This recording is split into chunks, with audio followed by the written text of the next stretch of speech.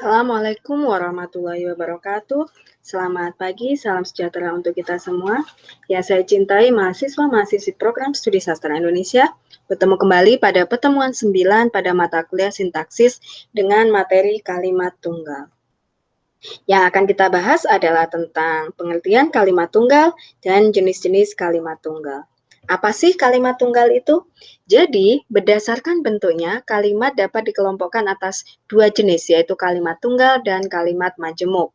Nah, kalimat tunggal adalah kalimat yang hanya terdiri dari satu pola, misalnya subjek predikat saja, subjek predikat objek, atau subjek predikat objek keterangan, atau kalimat yang hanya terdiri atas satu klausa saja. Ini yang disebut sebagai kalimat tunggal. Contoh, dia pergi.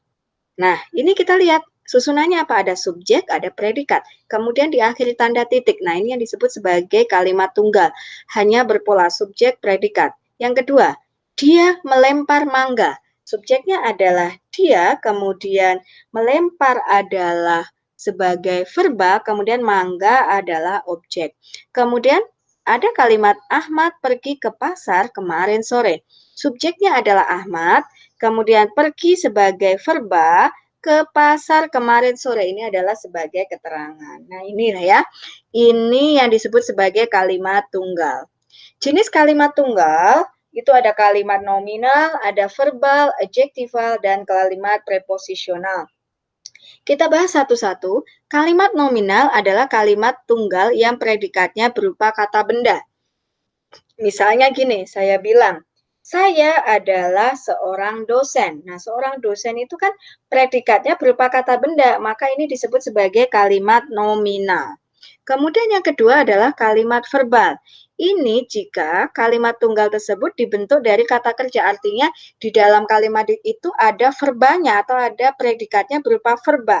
Misalnya saya bilang, saya makan nasi. Nah, karena predikatnya berupa verb atau berupa kata kerja, maka kalimatnya disebut sebagai kalimat verbal.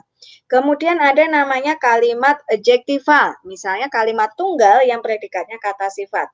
Kalau saya bilang begini, Bu Puji dosen, misalnya gini, Bu Puji baik hati. Nah, karena predikatnya berupa predikat yang berupa kata sifat, maka kalimatnya disebut sebagai kalimat adjektival.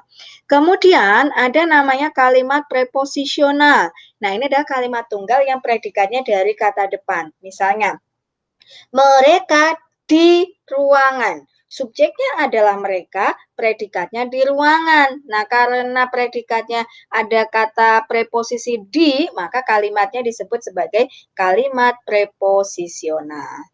Demikian materi yang dapat saya sampaikan untuk pertemuan 9 kali ini. Mudah-mudahan dapat memberikan manfaat. Wabillahi taufik wal hidayah. Wassalamualaikum warahmatullahi wabarakatuh.